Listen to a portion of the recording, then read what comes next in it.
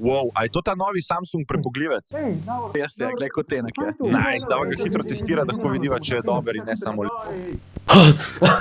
Ej, res, sorry, ne vem, kaj zdaj What the prišlo fuck? video. Kaj je bilo to? Zgleda se napačen gumb pritisnil in da malo ponagajam, ampak ja, Oh, res je. Tukaj imamo ta zadnjega prepogljivca od Samsunga, no vsaj to.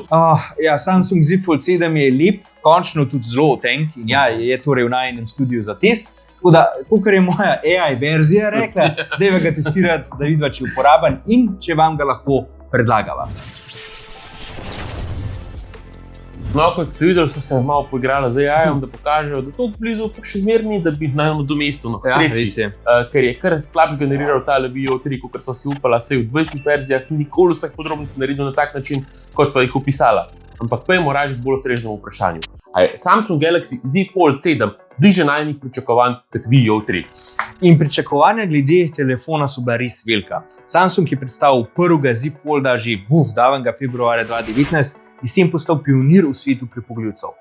Ampak konkurenca ga je čez čas dohitela in v mnogih pogledih tudi prehitela. Oppo, Vivo, Honor, OnePlus, Xiaomi, Huawei in Google so dali ven vrhunske konkurenčne izdelke, ki so bili tanjši, imeli so boljše formate zunanjih zaslonov, boljše baterije, imeli so manj kriza na notranjem zaslonu, pa manj vidne luknje na pregimu iz zunaj, ko je telefon prepognjen.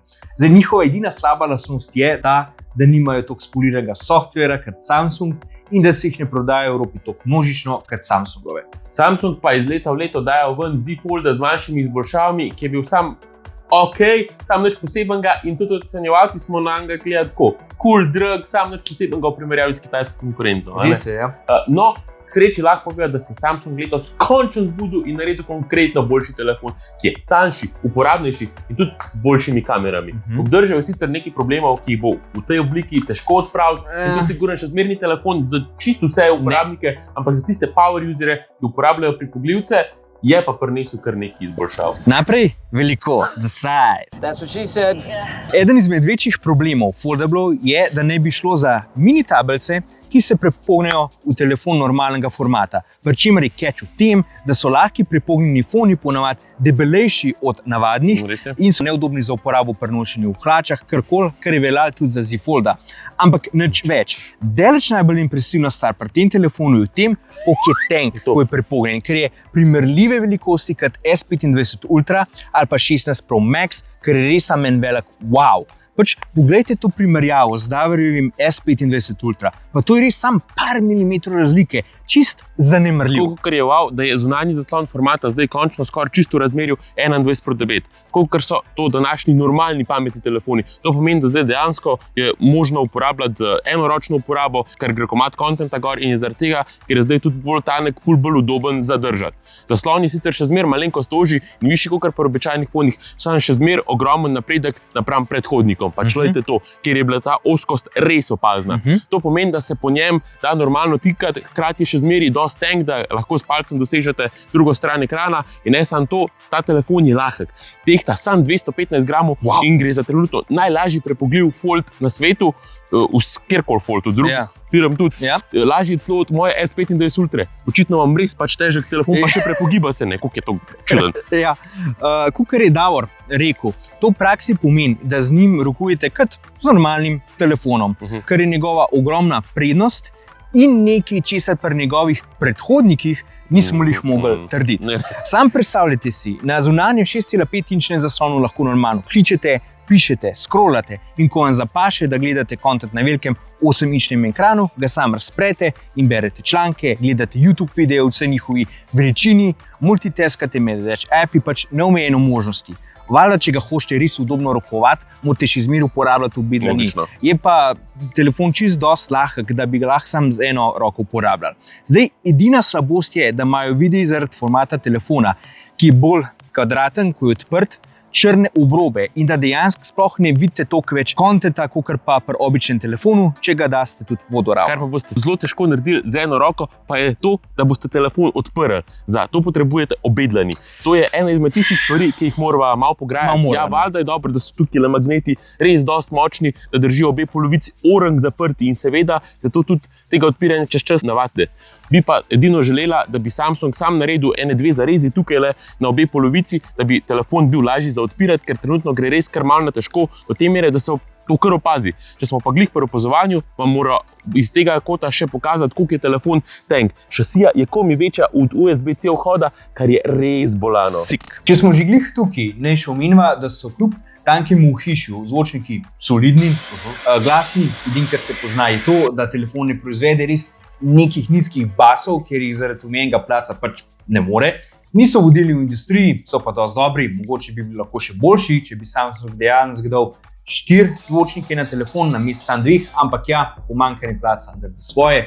Drugič, ja, kar se same kvalitete zaslonov tiče, tudi nimajo nobenih večjih problemov. Gorilla Glass Victus 2 na zaprtem sprednjem zaslonu in hrbtišču, pa plastičen notranji zaslon, oba zaslona gresta do 2600 nitov oziroma kandel. Glede krisa oziroma gube na notranjem zaslonu lahko rečejo, da je še zmeraj opazno pod pravim kotom, ampak je bi ga, tako je. Fiska je sila, ki pač naredi svoje. Je pa res, da ne bi Kitajci že naslednje let predstavili novo tehnologijo, ki ne bi ful zmanjšala ta kriz. Vprašanje pa tukaj zdaj, a bo šel Samsung po Appleovi poti, da jo bo kasneje uporabil, ali bo med prvimi, ki jo bo pač dejansko uporabljal. Tudi sam mehanizem za prepogib je ful trn in se ne vidi nobene luknje od zunaj, ko je telefon prepognen. Tako da tukaj so čisto jeli kitajske konkurente, ker so tudi uporabili debelejše steklo, močnejše lepilo in pa titanovo matrico, kar ne bi omogočalo, da telefon zdrži do 500 000 prepogibov. Wow, to je pa kar lepa cifra. Zasloni so v klasičnem Samsungovem slogu odlični, dinamični so 20 Hz, odlično reproducirajo barvo, so svetli, pač top. Vas pa mora razočarati, da 7 ne podpira več S Pena, kot je 6, tako da če niste eden izmed tistih, ki ste ga dejansko uporabljali, sorry, nimate seče, kar je dosti slabo, glede na to, da je Fold 3 primeren za uporabo pisala. Sam zgleda, da je Samsung zaenkrat obupal na to idejo, zaradi tankosti in pomanjkanja placa, pa tudi nekako dvoma, da bodo S Pen kadarkoli zares integrirali v samo napravo. Ti zasloni tudi niso tako antiodsevni kot Armored Glass na S25 liniji, kar je škoda, ker mislila, da bi si jih tako drag telefon zaslužil. No, ker si pa želi omenil notranjost naprave povezavi z S Penom, bo šlo jaz z notranjostjo naprej in z njenimi komponentami.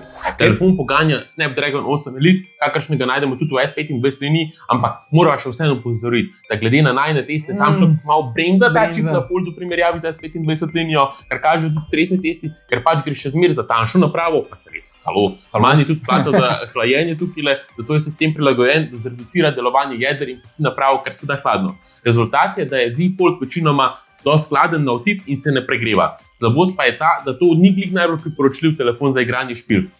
Da ne bo pomote, telefon je čisto dosti močen. Se pa sprašujejo, koliko Samsung spusti dejansko pri optimizaciji izvajati, ker ima feeling, da je kar precej bremza, da se telefon ne bi pregreval. Si pa želiva, da bi Samsung v bodoče izboljšal baterijo na tem telefonu, ker tukaj kar zaostaja za tekmici. Trenutna je litij-ionska baterija velikosti 4400 mAh in čisto lepo zdrži cel dan neki zmerne uporabe, samo če boste bolj zahtevni, jo boste pa komot spraznili in boste mogli filati. Pri čemer polnjenje glih ni najhitrejše na trgu. 25 W prek kabla in 15 W brezžično. Zdaj, cela stvar niti ni toliko bad, sam ko imaš na trgu Oppo Find N5, ki ima novo silicijevo-ogljično baterijo kapacitete 5600 mAh, ki se fila 80 W žično in 50 W brezžično, ja, pol veš, da tukaj ni konkurence in da mora Samsung v bodoče nadoknaditi ta zaostanek. Ker pa je Samsung še vedno kralj, je pa definitivno software, ki je daleč najbolj spoliran in kjer bojo mogli Kitajci poiščiti kar veliko žgancev, da ga bodo dohteli. Vsaj tako iz teh primerov, ki sem jih mi dovidela. Recimo nadaljevanje iz majhnega zaslona na velikega notranjega, ta velikega. To je res čist seamless, kada se nič ne spremeni. Češenca na torti, šef's kiss, pa seveda umetna inteligenca v sodelovanju z Googlom in kako dobro zelo deluje. Potem pa varnost samega telefona, kako se lahko razdeli zaslon na več aplikacij za multitasking, kako lahko prilagaja okna, da so plavajoča, da ima tisti mini dock na dnu, da so api za socialna omrežja res optimizirani, da pokažejo cel kontent v vodoravni in na opični poziciji.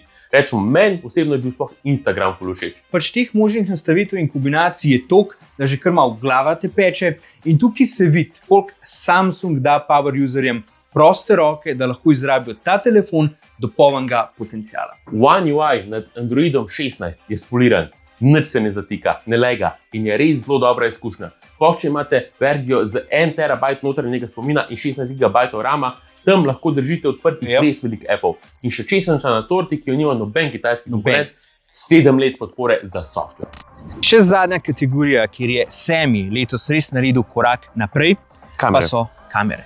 Kakor vam je verjetno znano, sva iz leta v let pritoževala, da Fold nima toliko dobrih kamer, kot je to drag telefon, in da bi Samsung mogel na to napravo res dati iste objektive, kot jih je na S-linijo. Zdaj je to naredil. Ne čist, ampak je dosti dober. Ta glavna kamera je velikosti 200 megapikslov in je na papirju ista kot v S25 Ultra. Na papirju. Ja, ultra širokokotne in telefoto kamere pa niso vzeli iz Ultre, ampak iz obične S25. Sta pa velikosti 12 oziroma 10 megapikslov. In rezultat? Super, če zraven teh kamer damo še izjemno močen procesor in Samsungov algoritem, dobite fotke, ki niso samo boljše od predhodnikov tega telefona, ampak spadajo med najboljše fotke med pametnimi telefoni. Recimo, so barvite, ampak ne preveč, niti niso preveč ostre, zglih prav detajli, telefon pa je z glavno kamero suveren tudi po noč. Ja, valjda telefoto pa ultra širokokotna po noč ne sproducirata takih rezultatov kakor čez dan. Ampak to se od teh dveh objektivov nažalost že itak pričakuje, to ni nobeno presenečenje, čeprav bi za tako ceno bilo super, če bi kamere mogoče presenetili z dobrimi nočnimi fotkami. No, vsem pa, če hočete imeti še neko kvalitetno sliko po noč, pol zoomirajte mag do 3-kratne povečave, vse kar je več, so za te telefone bolj oljne slike. Telefon zajema tudi dobre videe, sploh čez dan, tako da, kar se kamer tiče, lahko sam rečeva, da so odlične in da je Samsung večinoma sprejel same ta prave odločitve. Pravilno odločitev je sprejel tudi pri notranji selfie kameri, ki letos ni več pod zaslonom, kar nama iskreno zdi veliko boljš. 6 je namreč imela 4 megapiksle veliko notranjo selfie kamero, ki je dajala napacane rezultate. Ja, res je sicer, da je bila, kakor Davor rekel, skrita, sam ni odtehtala izgube kvalitete. Pri 7 je šel semi korak nazaj in naredil vidno notranjo selfie kamero, ki je velikosti 10 megapikslov in daje solidne, nespacane rezultate. Je pa res, da bi mogli na tem telefonu za selfije itak uporabljati hrbtne kamere z zunanjim zaslonom, ki deluje kot predogled. Zdaj, če ste res Bud boss. Edina večja nepriročnost tega fona je tudi, da modul za kamere ful tišči ven, kakor vidite, ker je tok telefon tank in ker je Samsung gradil tok velike kamere tlele noter in ker zaseda ta modul položaj levo zgoraj na hrbtišču, je zaradi tega tudi manj stabilen na mizi, če pač nam pritiskate in se ful maje, če uporabljate zunanji ali pa tudi notranji ekran. To je sicer samo po sebi čisto nepomembno, če imate fon v vidku, kar bi ga itak mogli imeti, če ste kakor tok normalni, glede na to, koliko je drag ta telefon. Spoiler alert, verzija z 12 GB RAM in 256 GB notranjega pomnilnika pri tem telefonu stane neverjetnih 2099 €, tako da je še zmer ful draga zadeva, ki je lahko dobite v barvi modre, kot tukaj vidite, ali pa sive sence, jet black. Semi je letos res poskrbel za raznolikost barv, kar nam je všeč. Bravo. Samsung Z Fold 7 je realno gledano edina resna izbira za Fold prepogledov telefon na slovenskem trgu, kjer ima Semi itak primat. Je pa dobra novica vsaj ta, da so ga kitajski konkurenti končno zbudili, da je šel posodobiti svojo Z Fold linijo, pa čeprav njihovih telefonov ne dobimo pri nas. Z Fold 7 je namreč res velik upgrade napram Foldom zadnjih let, se je tanjši, lažji, z večjim notranjim pa tudi zunanjim zaslonom. Ampak se pa to nažalost pozna tudi na ceni. So še možnosti za izboljšavo. Baterija bi bila lahko boljša in njeno polnjenje hitrejše. Tako bi obdržal podporo za S Pen. Ampak ajde, so pa kamere zares končno napredovale, pa ja, software je itak najboljši za prepogledce na trgu, kot so prej že omenila. In Samsung se je naučil, da selfie kamera pod zaslonom res ni toliko dobra, pa se je potegnil nazaj in dal ta pravo vidno selfie kamero. Edina stvar, ki jo je težje pogolten, je cena, ki je res brutalna. In ker se noče znižati, tako da je to res bolj telefon za entuziaste, ki si ga lahko privoščijo in pa za čorave ljudi, ki lahko končno na bolj udoben način prebirajo novice na velikem zaslonu. Še vsem pa za konc tega videa lahko ponuja končno Samsung. Mislim, da če moja zaročenka, ki je die hard Apple fanica, reče, da je to končno dosti lahek telefon, ki je lušten, pa primeren za biznismene, ja pol je res naredil vtis nanjo in ga bo siguren tudi na vas. Baje pa ne bi Apple 2026 to dal tudi prepogljivca ven, vsaj neke govorice krožijo o tem, tako da vas bo o tem tudi obveščalo v prihodnosti. To je danes to za ta video. Hvala Samsungu Slovenija in njegovi PR agenciji, da ste nam ga posodili za ceno. Hvala. Mislim, da so dokazala z videom, da sva še vedno bolj uporabna od AI-ja, tako da 3-krat hura za naju. Hura. Če imate kakšno vprašanje glede fona, nam ga zapišite spodaj v komentarje, mi pa se že kmalu vidimo v naslednjem videu. Čau!